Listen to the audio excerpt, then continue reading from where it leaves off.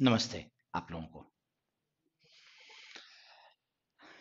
एक और presentation thought के लिए मतलब ग्रामर के लिए मैं आपसे अ, आपके सामने में रखना चाह रहा हूं। जरा आप सोचो, आप किसी भी सब्जेक्ट्स की बात करो, आप किसी भी सब्जेक्ट की अगर आप देखो तो हमारे एजुकेशन लेवल के अनुसार स्कूल के डिफरेंट क्लासेस जो अप होते चले गए, उसके बाद कॉलेज, उसके बाद कॉलेज का मतलब intermediate, after that plus two के बाद ग्रेजुएशन का पार्ट, हर सब्जेक्ट की चीजें अप होती चली गई। अगर आपने हिस्ट्री पढ़ा तो हिस्ट्री आपने स्कूल में भी पढ़ा था, सिक्स सेवन्थ में भी, एंड दैट हिस्ट्री आप अगर आप हिस्ट्री से ग्रेजुएशन कर रहे हो तो वहां भी वही चीजें हैं, बट एरिया एक्सपेंड हो गया, पॉइंट ऑफ व्यू डिफरेंट हो गया। और ये सब चीजों में है वही कैलकुलेशंस जो मैथ्स में आप अभी भी आज बना रहे हो, वही कैलकुलेशन आपने स्कूल में भी किया था, बट लेवल अप हो गया, कॉम्प्लेक्सिटी चीजों की बढ़ गई, एंड अकॉर्डिंगली आपने अपने आप को अडेप्ट किया। ऑन द अदर हैंड, अगर आप लैंग्वेज की बात करो तो लैंग्वेज में अगर आप चीजों को समझने की कोशिश करो तो क्वेश्चन का लेवल तो अप हो गया। आप जो कंपटीशन देना चाहते हो, अगर आप बैंकिंग के कंपटीशन देना चाहते हो तो आपने पेपर देखा होगा, कितना टफ होता है, कितने कॉम्प्लिकेटेड क्वेश्चंस होते हैं। क्या उसके सिद्धांत आपने स्कूल में नहीं पढ़े थे? आपने पढ़े थे, लेकिन परेशानी क्या है कि हमारी इंग्लिश में अगर एक ग्रेजुएट लड़के से भी कंसेप्ट्स अगर पूछे जाए, चाहे वो ग्रामर के क्यों नहीं हो, तो वो उन चीजों से कि जो वो बचपन में जानता था उससे आज की चीजों में बहुत ज्यादा अंतर नहीं पड़ा है। अगर मैं बात करूं सब्जेक्ट की, अगर मैं बात करूं टेंस की, तो आप जरा सोचो तो कि बीइंग अ ग्रेजुएट आप टेंस में ऐसा क्या बोल रहे हो जो कि एक स्कूल के बच्चे को नहीं पता है। और आप अगर देखोगे, सेंटेंस के बारे में बात करो, सब्जेक्ट के बारे में बात करो, नाउन के बारे में बात करो, ऐसी कौन सी चीज जानते हो जो स्कूल का बच्चा नहीं जानता?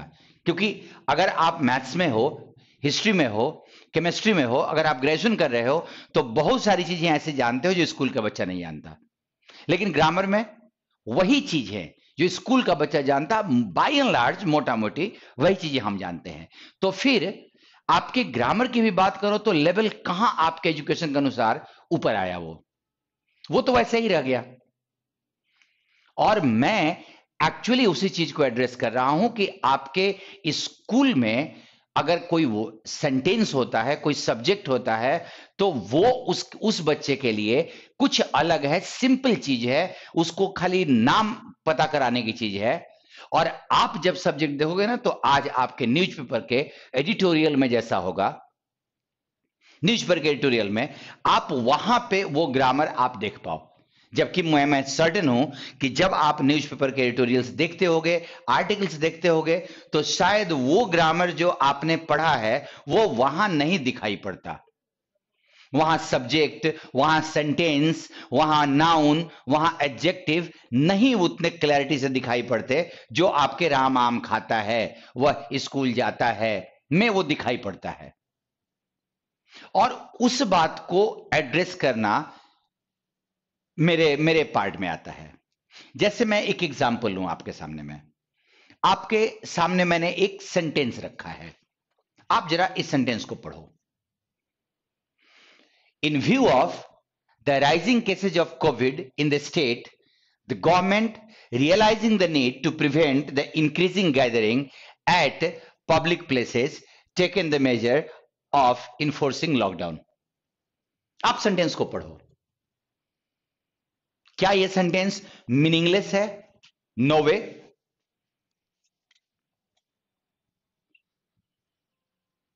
यह सेंटेंस मीनिंगफुल है।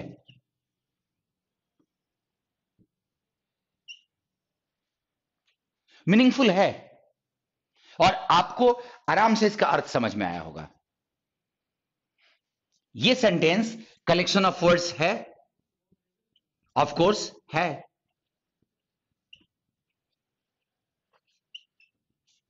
तो अगर मैं बचपन वाले एग्जाम डेफिनेशन कर लूं सेंटेंस का, sentence is a meaningful collection of words, तो ये कंफर्म कर रहा है कि ये एक सेंटेंस है। अंत में फुल स्टॉप भी लगा हुआ है, वो बता रहा है कि ये एक सेंटेंस है और आपको अर्थ अच्छे से समझ में आ रहा है। बट ये बचपन के लिए, इस डेफिनेशन के लिए ये सेंटेंस हो सकता है, ये grammatically it is not a sentence, ये सेंटेंस नहीं है। मीनिंगफुल है, कलेक्शन ऑफ वर्ड्स बहुत सारे हैं, सेंटेंस नहीं है।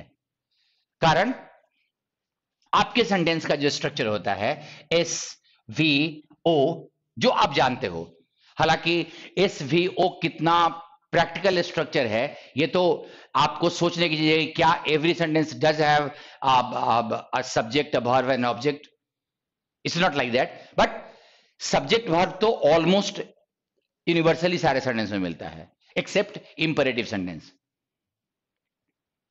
अगर इस सेंटेंस में आप वर्ब देखो तो क्या इस सेंटेंस में कोई वर्ब है? मैं अभी, अगर हम लोग हिंदी मीडियम के, सॉरी हिंदी बेल्ट से हैं, तो आपको वर्ब का मतलब बताया गया है कि वर्ब का मतलब क्रिया होता है।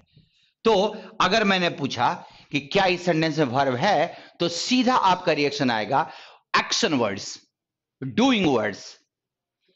और अगर मैं देखूं राइजिंग, रियलाइजिंग, नीड को वर्ब नहीं मानोगे क्योंकि द लगा हुआ है, प्रिवेंट, गैदरिंग, इंक्रीजिंग, आपकी मर्जी है, आप देख लो, टेकन, इन्फोर्सिंग, इतनी सारी क्रियाएं हैं इस सेंटेंस में। बट अगर वर्ब बोलो तो इस सेंटेंस में एक भी नहीं है।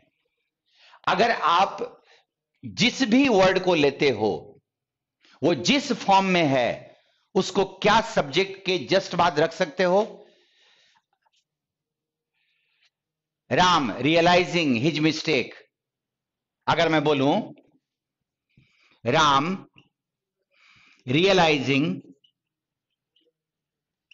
हिज मिस्टेक, अगर ऐसा लिखूं तो क्या आप बोलोगे कि ये सेंटेंस है?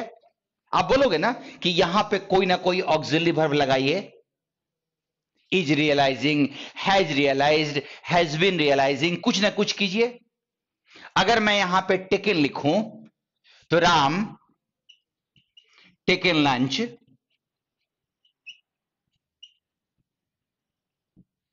तो आप फिर बोलोगे हैज टेकन, हैड टेकन, कुछ ना कुछ यहां डालिए, तब ये सेंटेंस ग्रामेटिकली शुद्ध बनेगा। और वही फॉर्म यहां भी लिखा हुआ है।